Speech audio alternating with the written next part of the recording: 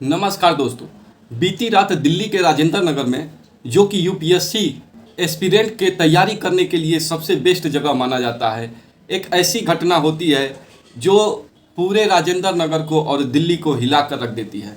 दोस्तों, अभी 4 या 5 दिन पहले एक लड़के की पटेल नगर, दिल्ली के पटेल नगर में, जो कि गाजियाबाद में पड़ता है, करंट लगने से उसकी मृत्यु हो गई थी। और इस मसले को बहुत ज़्यादा टाइम नहीं गुजरा था कि आज दिल्ली के ही ओल्ड राजेंद्र नगर में एक लाइब्रेरी के अंदर, जो कि तहखाने में लाइब्रेरी बनी थी, अचानक इतना पानी का बहाव हो गया। लाइब्रेरी में तैयारी करने जो स्टूडेंट गए थे यूपीएससी के, वो उसमें से निकल ही नहीं पाए।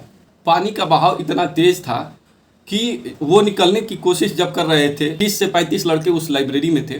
30 से 35 लड़कों में से लगभग आधे स्टूडेंट निकल गए थे वहाँ से बाहर, लेकिन बाहर निकलते समय 2 छात्रा, जो कि गेट जैसे ही पकड़ी वैसे ही गेट उखड़ गया और वो लोग अंदर चली गई, अंदर बह के उसी में रह गई। 3 छात्रों की मौत हो गई है और 12 से 15 छात्र उसमें फंसे हुए थे, जिसमें से बाकी बचे छात्रों को हॉस्पिटल में भर्ती कराया गया है ताकि वो ठीक हो पाए। जब लाइब्रेरी पानी से लबालब भर गया था तो उसको निकालने के लिए पाइप का इस्तेमाल किया जा रहा था। पहले 4 पाइप लगाए गए थे, उसके बाद से 6 पाइप लगाए गए, 6 मोटर लगाए गए पानी निकालने के लिए, और लगातार 8 से 10 घंटे पानी निकाला गया। तब जाके ये पानी कम हुआ और स्टूडेंट की लाशें निकाली गई और घायल स्टूडेंट को निकाला गया। दोस्तों, बात ये नहीं है कि ये अचानक से प्राकृतिक आपदा है और इसको ऐसे सोच कर टाल देना है। ये प्राकृतिक आपदा तो है ही, इसमें प्राकृतिक आपदा से ज़्यादा दिल्ली के सरकार की लापरवाही है। लापरवाही मैं इसलिए कह रहा हूँ क्योंकि पहली बात तो ये कि दिल्ली में तहखाने में लाइब्रेरी चलाना लीगली अलाउड नहीं है। तो ये पता नहीं कैसे तहखाने में लाइब्रेरी चल रही थी। और ये लाइब्रेरी केवल यही नहीं चल रही है, राजेंद्र नगर में और दिल्ली के जिन भी एरिया में स्टूडेंट रहते हैं, यूपीएससी के एस्पिरेंट रहते हैं, वहाँ पे लाइब्रेरी अधिकतर 80 से 90% लाइब्रेरी तहखाने में ही बनाया गया है। एमसीडी ने कहा है कि ये आपदा है। सर, मैं मानूंगा ये पूरी तरह से लापरवाही है। सर, मैं 2 साल से यहाँ रह रहा हूँ। आधा घंटा बारिश होने पर सर घुटनों तक पानी आ जाता है और ये सर 2 सालों से लगातार हो रहा है। सर, आपदा वो होती है जो कभी कभार होती है, एक बार होती है। सर, हम 2 साल से देख रहे हैं ये लगातार हो रहा है। दूसरी बात सर, मैंने अपने मकान मालिक से बात किया, उन्होंने बताया कि वो 10 से 12 दिन से जाकर काउंसलर से यहाँ बोल रहे थे लगातार कि नालों की सफाई कराई जाए, लेकिन वो नालों की कोई सफाई नहीं करा रहे हैं। सर, तो यहाँ पे ये जो हमारे काउंसलर्स हैं, ये उनका भी फेल्योर है। तीसरी बात सर, मैं ये देख रहा हूँ कि हमने पढ़ा है कमिटेड ब्यूरोक्रेसी। यहाँ पे मैं वो हाल देख रहा हूँ कि पहले इन्होंने लाइट काटा, उसके बाद सर सारी लाशें निकाल दी, उसके बाद यहाँ पे बच्चों को हटाने के लिए वहाँ पे पूरी पुलिस जुट गई और लाठी डंडे लेकर खड़ी है। 300 से ज्यादा लोग आज प्रशासन के खड़े थे सर, 100 से ज्यादा पुलिस वाले खड़े थे, एनडीआरएफ की टीम खड़ी थी, बाकी लोग भी खड़े थे। मैं ये पूछना चाहता हूँ सर कि अगर 10 दिन पहले मानसून जब आने वाला था, ये 300 लोग तब क्यों ना तत्परता दिखाकर खड़े हुए? सर, 6 दिन पहले सर पटेल नगर में हमारा एक दोस्त था, मेंस की तैयारी कर रहा था सर, उसका करंट लगने से डेथ हो गया। आज 3 जो डेथ हुई है सर, अभी इनके साथ पेरेंट्स को पता। सर, पहली डिमांड है कि जितने भी कल्प्रिट लोग हैं उनके खिलाफ एक्शन लिया जाए। उससे पहले सर इमीडिएट डिमांड है कि जितने डेथ काउंट है और सर जितने इंजरीज है वो हमको साफ बताया जाए। मैं खुद बता रहा हूँ, मैं डिजास्टर के लोगों के साथ यहाँ पे खड़ा था। उन्होंने मुझे बताया, पता नहीं सच बताया झूठ बताया मुझे नहीं पता, उन्होंने यहाँ पे बताया कि अराउंड 8 to 10 कैजुअलिटीज की बात उन्होंने मुझे बताई जो डिजास्टर के लोग थे। सही बताइए गलत बताइए मुझे नहीं पता है सर, बट उन्होंने मुझे ये बताया। तीसरी बात सर, मुझे हमें वीपी गुप्ता चाहिए और यहाँ पे मैं बता रहा हूँ 95% जो लाइब्रेरीज हैं सर, वो सारी की सारी बेसमेंट में ही बनी है। आज तो एक जगह हो गया ये घटना सर, कल हर जगह पे हो सकता है। तो हमें सर वो सारे लोग चाहिए, वो ये सिस्टम बंद होना चाहिए। पैसे ये लोग सर अंधा ले रहे हैं, यहाँ के मकान मालिक हो या लाइब्रेरी वाले हो। लाइब्रेरी में स्टूडेंट इसलिए जाते हैं क्योंकि दिल्ली में मुखर्जी नगर हो या फिर राजेंद्र नगर हो, यहाँ पर इतना छोटा होता है कि उसमें बैठकर तैयारी करना स्टूडेंट के लिए बहुत मुश्किल होता है। जो एस्पिरेंट दिल्ली में तैयारी करने के लिए जाते हैं, रूम के साथ लाइब्रेरी, कोचिंग इंस्टीट्यूट और जो किताबें होती हैं, ये उनकी मूलभूत मांगें होती हैं जिनसे कि उनकी तैयारी अच्छे तरीके से हो पाए।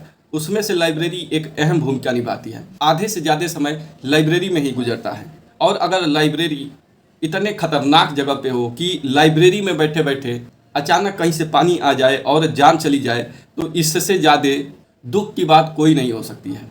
लापरवाही यहाँ पर सरकार की इसलिए है, 4 से 5 दिन पहले एक स्टूडेंट अपने पीजी से बाहर निकल कर आता है और अपने पीजी का गेट जैसे ही छूता है उसे करंट लगता है और उसकी मृत्यु हो जाती है। आखिर वो करंट जिस खंभे से आ रहा है, जिस तार से वो करंट आ रहा है, वो किसकी लापरवाही है? क्या वो वहाँ के सिस्टम की लापरवाही नहीं है? इस पर सरकार बस बात कर सकती है कि हम ये करेंगे, हम चुनाव जीतेंगे तो एकदम दिल्ली का नक्शा बदल देंगे, देश का नक्शा बदल देंगे। लेकिन जब करने का समय आता है तो वो केवल बातों तक ही सीमित रह जाता है, वादों तक ही सीमित रह जाता है। केवल जब चुनाव में वोट लेना होता है तभी ये जिक्र आता है कि हम पूरे सिस्टम को चेंज कर देंगे, हम ऐसा सिस्टम बना देंगे कि किसी को कोई समस्या नहीं होगी। और हर साल, ये पहला साल नहीं है, हर साल ऐसा होता है कि बारिश की वजह से सड़कें भर जाती हैं, नाले भर जाते हैं और पानी निकलने का कोई भी साधन नहीं रहता है। जिस लाइब्रेरी में पानी घुसा है उस लाइब्रेरी में 15 फीट तक पानी चला गया। आखिर ये कहाँ से पानी आया? और रेस्क्यू टीम 4 घंटे, 3 से 4 घंटे लेट करके आई। वो इतना लेट क्यों हुआ? और जब अगर इतना पानी की समस्या है, पीने के लिए पानी नहीं है और इतना पानी सड़कों पे भरा हुआ है, इसके लिए इतने दिनों में क्या व्यवस्था हुआ है? क्या सरकार ने इसके लिए किया? केवल सरकार टैक्स लेना जानती है। इस पर सुविधा देने की जब बारी आती है तो सरकार के वादे और सरकार के जो भी काम होते हैं उस पर केवल भाषण तक ही रह जाता है। अगर राजेंद्र नगर में आप देखेंगे तो जो स्टूडेंट होते हैं वो बहुत ही दयनीय स्थिति में रहते हैं। उनका जो कमरा होता है बहुत छोटा होता है और उसका रेंट वो 10 से 12,000, 15,000 रुपये तक देते हैं। इतना रेंट देने के बाद भी उन्हें सही से सुविधा नहीं मिलता है और सुविधा के नाम पर उन्हें बार बार धोखा दिया जाता है। जब स्टूडेंट ऑनर से ये बात कहते हैं तो ऑनर किसी ना किसी तरीके से बात को टालते रहते हैं और स्टूडेंट को हमेशा ही बातों में फंसा कर रखते हैं और उन्हें धोखा देते रहते हैं। अपने मनमाने तरीके से जब मन किया तब फीस बढ़ा देते हैं और जब मन किया तब स्टूडेंट को धमकी देने लगते हैं कि अगर फीस नहीं देंगे तब बाहर निकाल दिया जाएगा। ऐसा कब तक चलेगा? क्या ये सिस्टम सही नहीं होना चाहिए?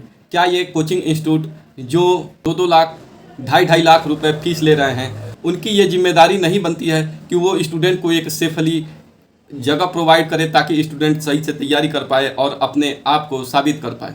एक स्टूडेंट को अगर तैयारी करनी होती है तो वो अपना घर बार छोड़कर दिल्ली क्यों जाता है? वो चाहे तो ऑनलाइन भी क्लासेज लेकर तैयारी कर सकता है, घर पर उससे ज़्यादा उसके लिए सुविधा उपलब्ध है। लेकिन तब भी स्टूडेंट ज़्यादातर प्रेफर करते हैं राजेंद्र नगर और मुखर्जी नगर के लिए। क्यों?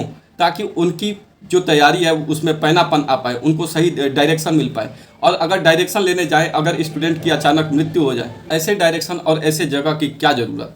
जो कोचिंग इंस्टीट्यूट है वहाँ से हट के कहीं दूर भी तो बनवा सकते हैं, जहाँ थोड़ा कम डेवलप है वहाँ पर अपना कोचिंग इंस्टीट्यूट रख सकते हैं ताकि स्टूडेंट को अच्छा जगह मिल पाए, अच्छे रहने के लिए अच्छा जगह मिल पाए, अच्छी लाइब्रेरी मिल पाए, अच्छी सुविधा मिल पाए। कोई ज़रूरी है कि कोचिंग राजेंद्र नगर और मुखर्जी नगर में ही हो?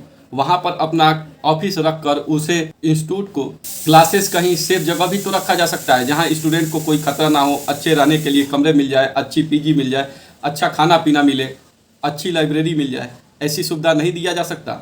और ये सरकार की कमी नहीं है। सरकार उस पर एक्शन लेकर देख नहीं सकती कि जो स्टूडेंट हमारे क्षेत्र में इतने दूर दूर से तैयारी करने आते हैं उन्हें सुविधा क्या मिल रही है, उनको खाने के लिए क्या मिल रहा है, उनकी पढ़ाई कैसी चल रही है, उनकी कोचिंग इंस्टीट्यूट कैसी चल रही है? ये सरकार की जिम्मेदारी नहीं है? सरकार चाहे तो इन सब पर कार्रवाई कर सकती है, इन सब पर लगाम लगा सकती है, इन सबको सही से एक्टिव कर सकती है, पर सरकार खुद ही नहीं करना चाहती। सरकार जिम्मेदारी से खुद ही दूर भागती नजर आ रही है। जब भी कोई घटना होता है तो ये बीजेपी कर रही है, ये कांग्रेस कर रहा है, ये आम आदमी पार्टी कर रही है, ऐसा करके ये दूसरे पे टाल देते हैं। खुद की जिम्मेदारी कभी सामने आकर नहीं लेते कि ये हमारी कमी है, अब ऐसी कमी कभी नहीं होगी। ऐसा कहने के लिए कोई नेता सामने क्यों नहीं आता? ये केवल अधिकारियों की जिम्मेदारी है कि ये जो आपदा हुआ है ये आपदा है, इससे बचने के लिए हम प्रयास कर रहे हैं। बस ये ऑफिसर की जिम्मेदारी है, सरकार की जिम्मेदारी नहीं है। सरकार की बस जिम्मेदारी यही है कि दूसरे के ऊपर डाल देना। वोट लेते समय तो ऐसा नहीं करते कि हम वोट हमको ना दीजिए, दूसरे को दे दीजिए, वो बहुत अच्छा काम कर रहा है, ऐसा कुछ नहीं कहते हैं। इसी मुद्दे को लेकर आज स्टूडेंट धरने पर बैठे हैं। इस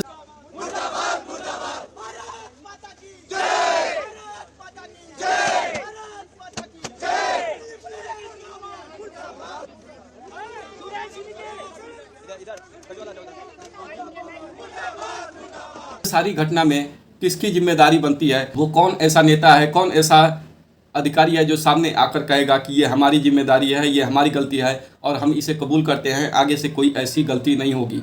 ऐसा कोई सामने आने वाला क्यों नहीं दिख रहा है? जो एनडीआरएफ के डाइवर्स हैं उन्होंने काफ़ी मशक्कत करके, क्योंकि in complete darkness they had to operate and the water was also very dirty, not clear at all, और जो फर्नीचर वगैरह है वो फ्लोट करने लगता है उसमें, तो they had lot of difficulties, but they are professional divers and they manage to retrieve 2